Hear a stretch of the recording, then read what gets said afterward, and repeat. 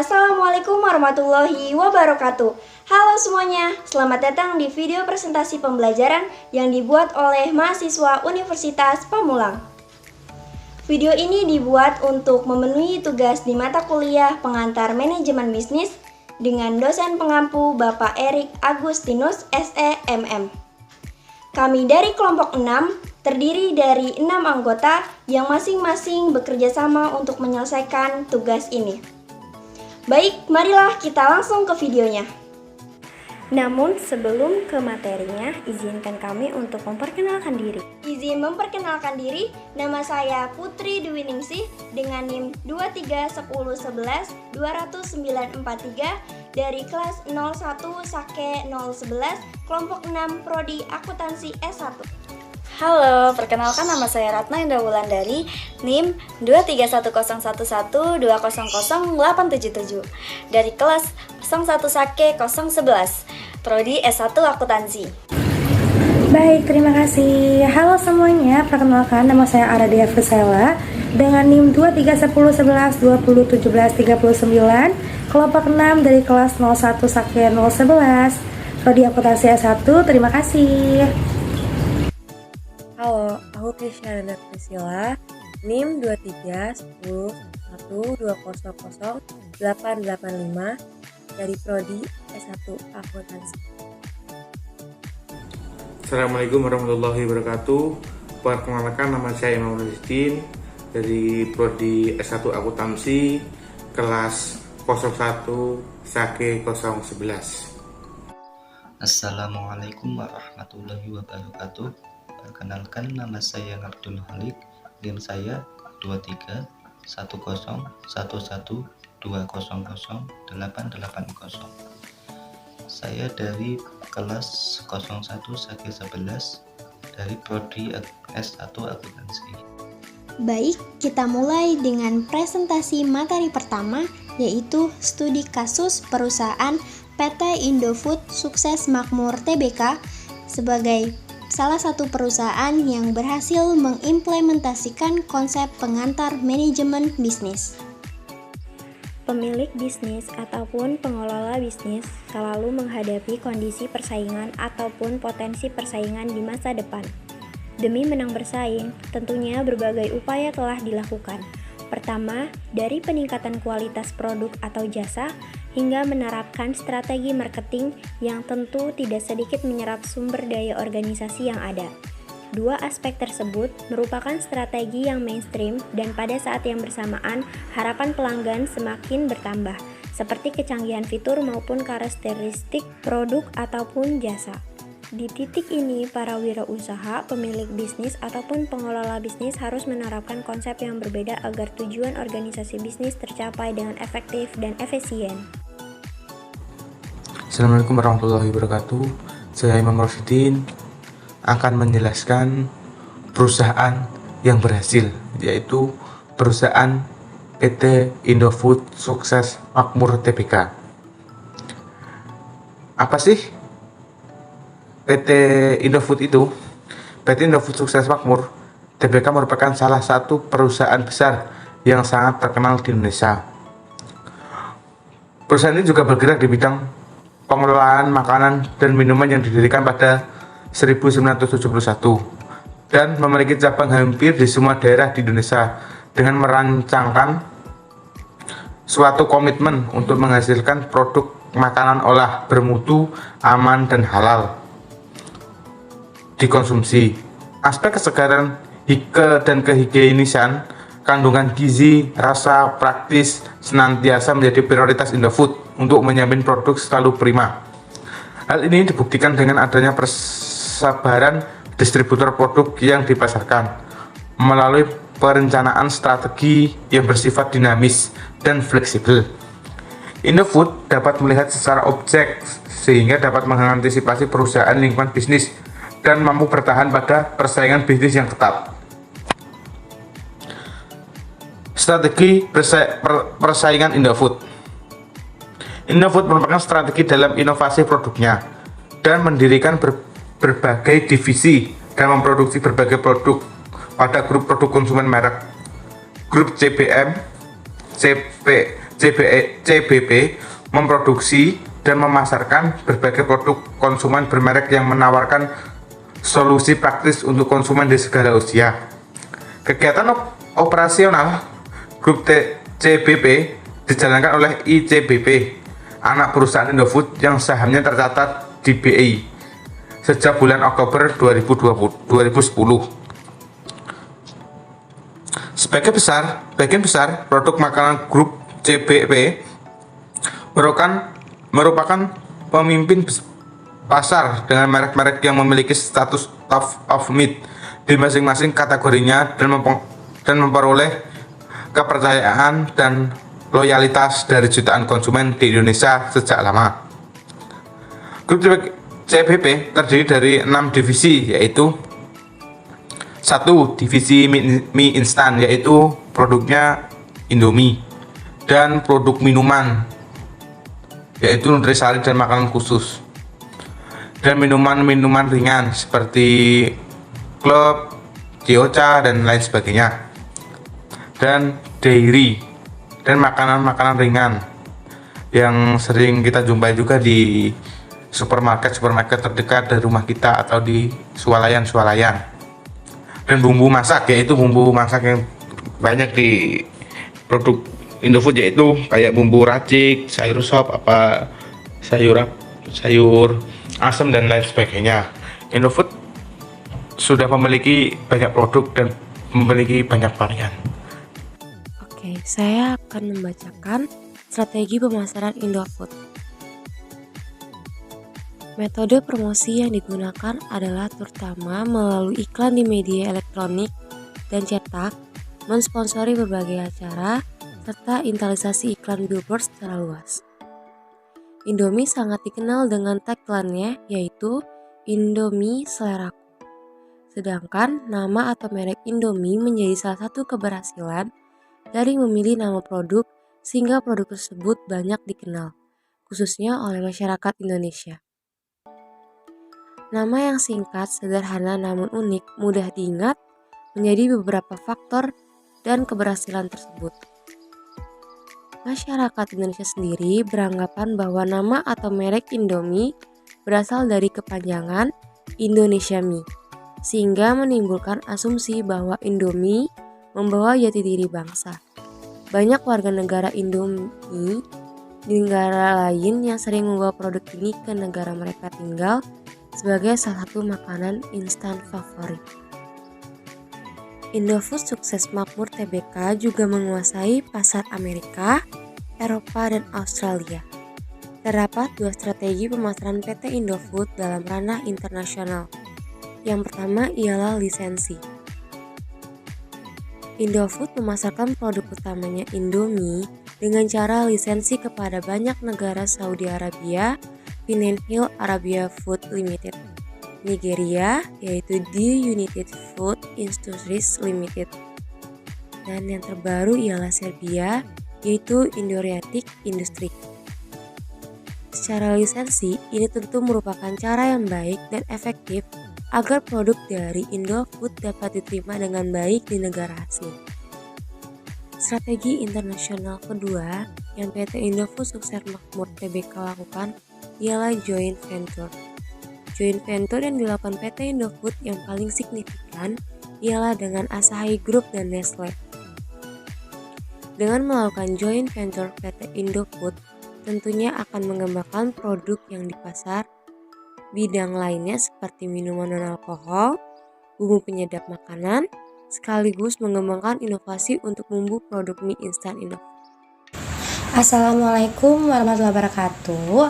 Perkenalkan, nama saya Ara Devresela. Untuk kali ini saya akan menjelaskan sedikit tentang strategi penentuan harga dari salah satu perusahaan yang berhasil mengimplementasikan konsep pengantar manajemen bisnisnya, yaitu PT Indofood Sukses Makmur. Ya, jadi untuk strategi penentuan harganya, penetapan harga produk mie instan di Indonesia berbeda dengan produk Indofood lainnya. Hal tersebut dikarenakan dalam menentukan harga mie instan, Indofood memiliki 2 target pasar, yaitu kalangan menengah ke atas dan kalangan menengah ke bawah. Untuk memilih target menengah ke atas, Indofood menggunakan Indomie sebagai produk yang digunakan. Dengan sudah dimilikinya brand mie instan dan produk yang lebih elegan, strategi harga Indomie ditentukan dengan memilih strategi harga di atas rata-rata pesaing atau sedikit lebih mahal. Namun juga diimbangi dengan kualitas produk yang baik. Sementara itu, untuk target menengah ke bawah, Indofood meluncurkan Super Mie dan Sari Mie, dan strategi harga yang digunakan ialah menggunakan strategi harga sama dengan rata-rata pesaing. Keren banget ya. Nah, lalu ada apa aja sih faktor-faktor keberhasilan Indofood? Jadi, keberhasilan PT Indofood Sukses Makmur Tbk bermula dari sejumlah faktor, dan beberapa di antaranya melibatkan strategi bisnis, diversifikasi produk, inovasi, dan adaptasi terhadap perubahan pasar. Berikut ada beberapa faktor awal mula keberhasilan PT Indofood. Yang pertama yaitu diversifikasi produk. Perusahaan ini tidak hanya fokus pada satu jenis produk makanan saja, tetapi telah mengembangkan berbagai lini produk seperti mie instan, biskuit, minuman, makanan kaleng, dan banyak lagi. Diversifikasi ini memungkinkan Indofood mencapai berbagai segmen pasar dan mengurangi risiko terkait ketergantungan pada satu jenis produk. Lalu yang kedua, inovasi produk. PT Indofood terkenal karena inovasi dalam mengembangkan produk-produk barunya. Mie instan Indomie misalnya menjadi salah satu produk yang sangat sukses menghasil produk inovatif telah menjadi salah satu produk yang sangat sukses dan mendapat berbagai kebaikan dari konsumen. Kemampuan perusahaan untuk terus menghasilkan produk inovatif telah membantu memperluas pangsa pasar dan mempertahankan daya saingnya. Ketiga, adaptasi terhadap perubahan pasar. PT Indofood telah melakukan penyesuaian terhadap kebutuhan pasar dan tren konsumen. Perusahaan ini memadukan perubahan gaya hidup, preferensi konsumen, dan tren kesehatan, dan juga berusaha menyesuaikan portofolio produknya untuk memenuhi kebutuhan pasar. Di sini saya akan menjelaskan faktor keberhasilan PT Indofood. Yang pertama, dari segi ekspansi regional dan global, PT Indofood tidak hanya fokus pada pasar domestik loh, tetapi juga melakukan ekspansi ke pasar internasional. Kehadiran global sendiri membantu perusahaan untuk mendiversifikasi resiko bisnisnya dan mencari peluang pertumbuhan di luar Indonesia. Tuh kan, baru pertama aja faktor keberhasilan PT Indofood sudah bikin takjub karena nggak semua produk, nggak semua brand itu bisa dikenal sampai seluruh dunia dan menjamur di seluruh dunia. Coba kita bahas lagi untuk faktor keberhasilan PT Indofood yang kedua. Yang kedua, ada dari segi manajemen yang efektif. Manajemen perusahaan yang efektif dalam merencanakan, mengelola, dan melaksanakan strategis bisnis merupakan faktor penting dalam kesuksesan PT Indofood. Keputusan yang tepat dalam hal investasi, pengembangan produk, dan manajemen sumber daya telah mendukung pertumbuhan perusahaan. Wah, dari segi manajemennya, PT Indofood juga memiliki manajemen yang bagus ya. Coba lagi kita intip faktor keberhasilan PT Indofood yang ketiga dari segi kualitas produk dan berkelanjutan. Komitmen terhadap kualitas produk dan keinginan juga telah membantu PT Indofood mempertahankan reputasinya. Konsumen seringkali loh memilih produk yang tidak hanya lezat tetapi juga memperhatikan aspek-aspek kesehatan dan keinginan. Jadi jangan sampai salah pilih ya. Dari segi kesehatan aja PT Indofood memperhatikannya ya, apalagi kelezatannya. Itu adalah faktor keberhasilan PT Indofood sendiri. Nah, tadi teman-teman udah ngedengerin kan dari faktor keberhasilan PT Indofood yang udah Ratna jelasin. Untuk selanjutnya, Ratna akan ngejelasin tentang keunggulan strategi bisnis PT Indofood itu sendiri. Yang pertama, produk yang beragam. PT Indofood menawarkan berbagai macam produk makanan dan minuman yang dapat memenuhi kebutuhan pelanggan yang berbeda. Ini sih memberikan peluang ya untuk menjangkau target pasar yang lebih luas. Pasalnya produk yang dikeluarkan oleh PT Indofood itu tidak hanya bisa dikonsumsi untuk anak-anak, melainkan untuk orang dewasa juga. Yang kedua, merek yang terkenal. PT Indofood memiliki merek-merek yang sudah terkenal dan dipercayai oleh masyarakat Indonesia. Merek-merek tersebut memiliki reputasi yang baik dan membuat konsumen merasa yakin dalam membeli produk PT Indofood sendiri. Contoh, produk kebanggaan PT Indofood itu sendiri adalah mie instan, dan itu adalah produk yang dikenal sampai ke internasional. Pasalnya semua orang itu mengkonsumsi mie instan itu sendiri. Yang ketiga, infrastruktur distribusi yang kuat. PT Indofood memiliki infrastruktur distribusi yang luas dan kuat yang memungkinkan produk mereka dapat dijangkau oleh pelanggan di seluruh Indonesia. Ini memberikan keunggulan kompetitif dalam mendistribusikan produk mereka secara efektif. Tuh kan, dari distribusinya aja udah kuat tuh. Tiap daerah di Indonesia pasti memiliki distribusi dari PT Indofood itu sendiri. Gimana? PT Indofood nggak makin terkenal ya? Perkenalkan, nama saya Abdul Holik. Saya akan menjelaskan tentang produk-produk Indofood yang mendunia. Yang pertama ada mie Indomie. Bisa dikatakan top produk Indofood yang mana telah menjadi pelopor mie instan di Indonesia. Tak hanya di Indonesia, banyak orang di luar negeri juga mengakui kelezatan produk Indomie. Beragam rasa yang disediakan membuat makanan instan ini tidak hanya dinikmati orang dewasa, tetapi juga menjadi rebutan anak kecil. Yang kedua, salah satu makanan ringan yang dipunyai Indofood yaitu Citato, cemilan berupa keripik kentang yang dipadukan dengan berbagai rasa yang gurih dan lezat. Yang ketiga, sambal Indofood. Produk Indofood yang satu ini bisa menjadi solusi bagi yang kerap bepergian untuk tetap makan dengan sambal yang memiliki rasa khas Indonesia. Produk ini diklaim telah dibuat dari cabai segar yang dipadukan dengan berbagai rempah dan bahan pilihan. Sambal Indofood menyediakan 6 varian berbeda dan salah satu yang favorit adalah Indofood Sambal Bangkok dan Indofood Sambal Lampung. Yang keempat ada susu Indomilk. Susu ini diperoleh dari susu segar yang dipanaskan pada suhu tidak kurang dari 100 derajat selama waktu yang cukup untuk mencapai keadaan steril. Produk ini dikemas dalam botol plastik transparan yang kedap udara sehingga dapat bertahan lama tanpa bahan pengawet. Susu cair Indomilk mengandung vitamin A, B2, B3, dan B6 untuk membantu pemenuhan gizi sehari-hari. Yang kelima, ada bumbu racik bagi orang yang sibuk. Menemukan bumbu instan dengan rasa yang sesuai di lidah tentu saja bagaikan menemukan harta karun. Salah satu produk Indofood yang juga menjadi andalan, bumbu racik Indofood yang tersedia untuk berbagai bumbu masakan. Yang keenam ada Kitela Singkong. Kitela Singkong selalu dapat menjadi andalan untuk menghangatkan kebersamaan keluarga. Dengan singkong berkualitas tinggi dan rasa yang cocok dengan lidah keluarga Indonesia. Kitela memiliki komposisi singkong, minyak kelapa sawit, dalam kurung mengandung antioksidan TPHG, amonium bikarbonat, bumbu rasa, dan pewarna makanan. Tersedia dalam varian rasa original, barbecue, dan balado. Terima kasih. Di setiap peristiwa maupun kejadian, entah itu tentang keberhasilan maupun kegagalan, pasti akan selalu ada pelajaran yang dapat kita ambil atau kita petik.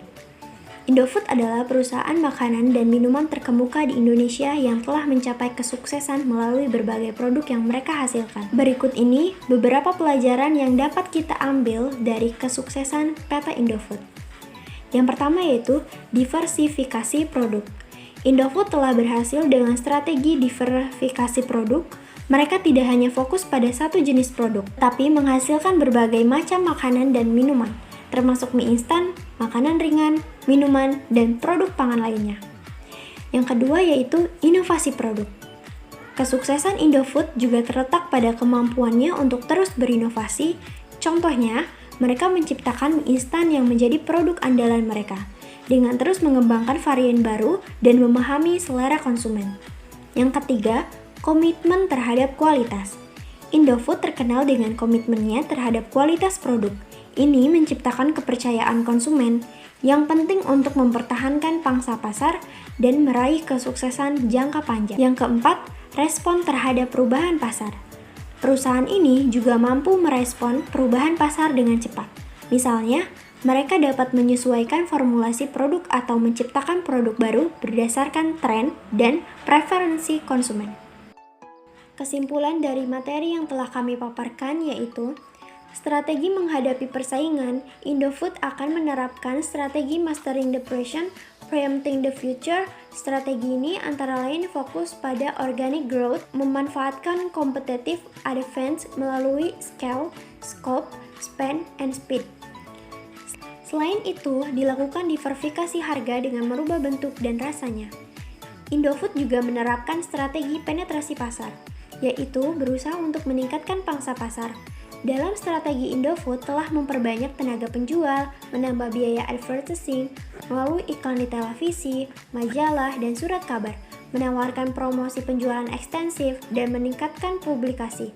Diversifikasi menjadi pilihan yang menarik bagi perusahaan ketika perusahaan menghadapi persaingan yang sangat ketat dan pertumbuhan pasar yang sangat cepat.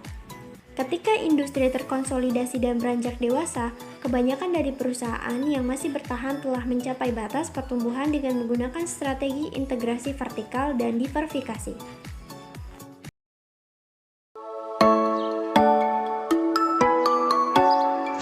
Selanjutnya yaitu materi tentang studi kasus perusahaan Nokia sebagai salah satu perusahaan yang gagal mengimplementasikan konsep pengantar manajemen bisnis.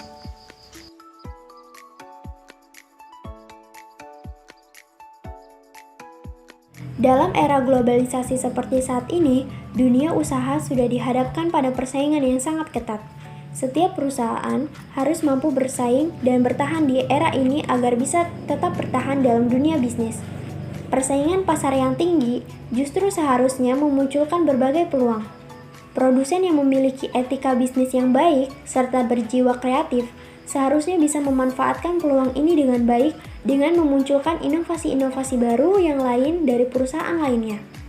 Namun saat ini nasib sial sedang berpihak pada perusahaan Nokia.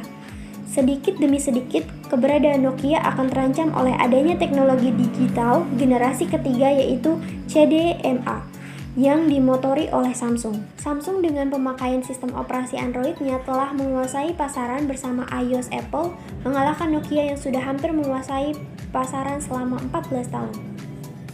Apa itu Nokia? Nokia merupakan perusahaan elektronik yang sempat menjadi perusahaan terbesar di Finlandia bahkan di dunia. Pada tahun 1865, Fredrik Indestam mendirikan perusahaan penggilingan kayu di Finlandia bernama Nokia. Meskipun pada awalnya Nokia bukan merupakan perusahaan elektronik, tetapi Nokia sukses menciptakan alat-alat elektronik mulai dari telepon genggam sampai perangkat telekomunikasi lainnya yang bisa diterima oleh pasar. Pada tahun 2010, Nokia juga memberikan layanan internet seperti aplikasi games, peta, musik, media pesan melalui platform OV-nya. Akan tetapi, pada tahun 2012, kejayaan Nokia mengalami kemunduran, ditandai dengan menurunnya saham Nokia dan penurunan share Nokia di berbagai negara. Bahkan Nokia juga melakukan pengurangan pegawai dan penutupan kantor pabriknya termasuk pabrik Nokia yang terletak di Finlandia. Perkenalkan, nama saya Imam Rosidin. Saya di sini akan menjelaskan penyebab kegagalan Nokia. Dalam buku autobiografi dari CEO Nokia, German Olli Lila menyatakan bahwa produk Nokia yang saat ini keluar merupakan produk gagal. Dalam buku ini juga dijelaskan bahwa Nokia merupakan peringatan terhadap tertinggalnya teknologi perangkat lunak. Berikut ini merupakan penyebab-penyebab lain dari gagalnya perusahaan Nokia yang terbagi lagi dalam dua unsur, yaitu unsur internal dan unsur eksternal. Di sini saya akan menjelaskan dari faktor internal. Jadi, absennya produk yang populer terlalu lama sehingga menurunkan pamor Nokia dan tergantikan oleh persaingannya. Terus Nokia tidak fokus dan fokus pada pengembangan hardware atau saja usaha Nokia untuk mengembangkan software. Symbian MIGO malah membuat Nokia tidak fokus. Strategi mengganti Symbian dengan Windows 8 atau Microsoft tidak berhasil dan membuat hasil R dan D. Symbian yang telah memakan banyak biaya. Nokia sekali menjadi populer dalam meluncurkan produk terbaru namun tanpa prospek adanya masa depan yang lebih baik. Nokia gagal mengantisipasi dan memahami atau mengatur diri untuk menghadapi perubahan zaman. Bahkan bisa dibilang ponsel Nokia terbaru adalah fitur yang siap namun tidak siap di masa depan. Perkenalkan, nama saya Ara Devrisela. Di sini saya akan sedikit menjelaskan tentang faktor eksternal mengapa sih Nokia itu menjadi perusahaan yang gagal. Oke, jadi ada beberapa faktor. Yang pertama itu smartphone ekosistem.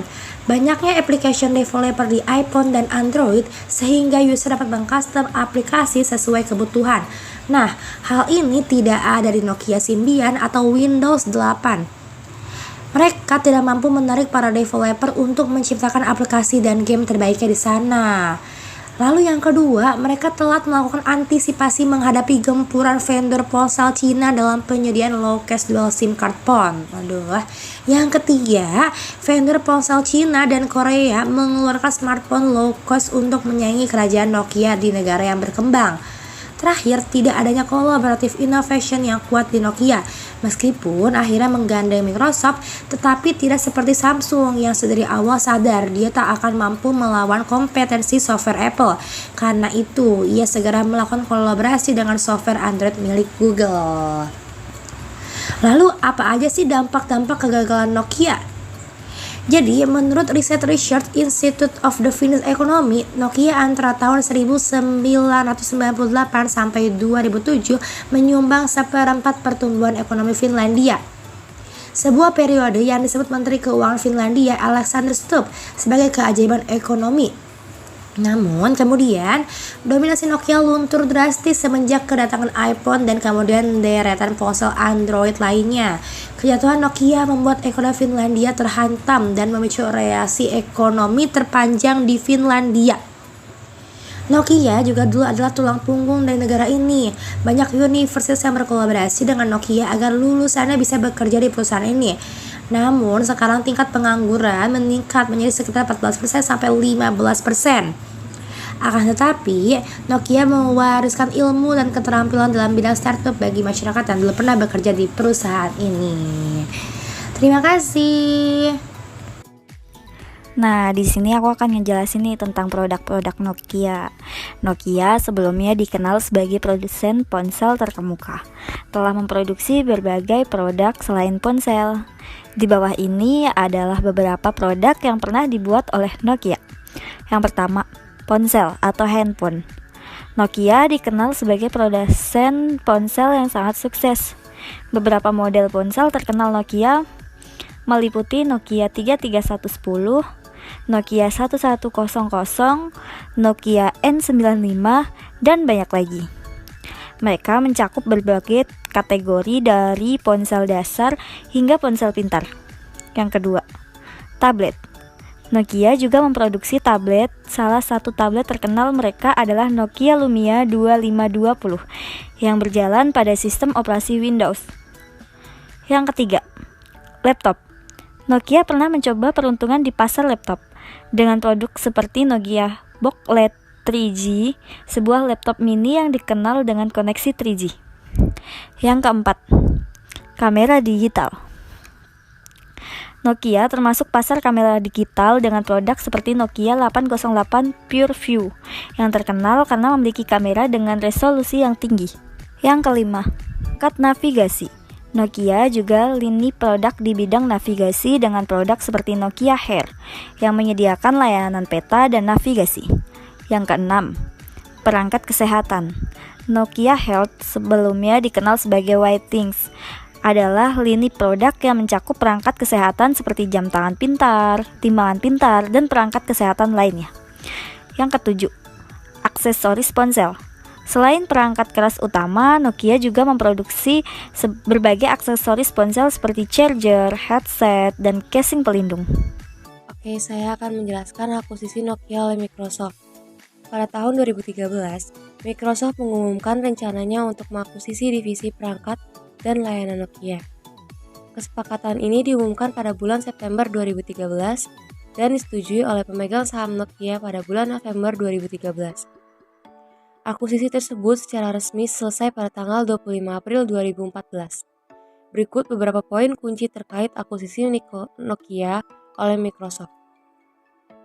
Microsoft setuju untuk mengakuisisi bisnis perangkat dan layanan Nokia sebesar 7,2 miliar dolar AS. Kesepakatan ini meliputi pembelian hak paten Nokia dan lisensi untuk menggunakan merek Nokia untuk produk ponsel selama 10 tahun. Setelah akuisisi, sejumlah eksekutif Nokia pindah ke Microsoft, termasuk Stephen Elop, yang sebelumnya mengepalai divisi perangkat dan layanan Nokia dan kemudian menjadi salah satu eksekutif kunci di Microsoft. Kesepakatan tersebut mencakup lisensi penggunaan merek Nokia untuk ponsel pintar selama 10 tahun.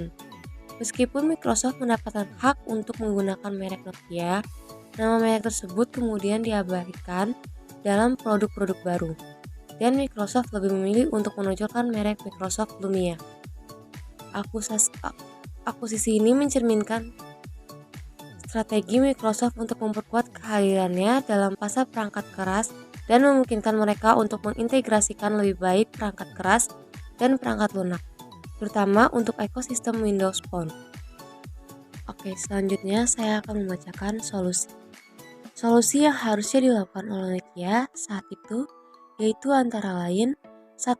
Ketika masih di puncak pasar elektronik global, seharusnya Nokia mampu menghasilkan inovasi-inovasi dan kampanye-kampanye yang lebih agresif. Namun, Nokia mengalami dilema inovator. 2. Dalam hal managing dan corporate culture, perusahaan harus siap menghadapi managing culture change karena pihak dari Nokia terlalu terlena dan tidak menyadari perubahan apa saja yang telah terjadi pada kebiasaan masyarakat saat ini. 3. Pihak Nokia juga seharusnya bisa membuat goal setting atau strategi dalam jangka panjang dengan cara menetapkan keputusan agar bisa mencapai tujuan dalam organisasi. 4. Dalam lingkungan bisnis, sebaiknya pihak Nokia mengetahui siapa rivalnya, dalam kasus ini adalah Samsung dan Apple, dan bagaimana mereka berkompetisi sehingga dapat menciptakan antisipasi terhadap rival itu sendiri. Dan solusi yang terakhir yaitu CEO Nokia harus memiliki salah satu dari 5 karakteristik entrepreneur, yaitu mampu menghadapi ketidakpastian dan resiko dalam perusahaan. Dalam hal ini, CEO Nokia kurang tanggap dalam menghadapi ketidakpastian dan juga kurang cepat dalam memutuskan decision pada saat ambang-ambang keterpurukan Nokia.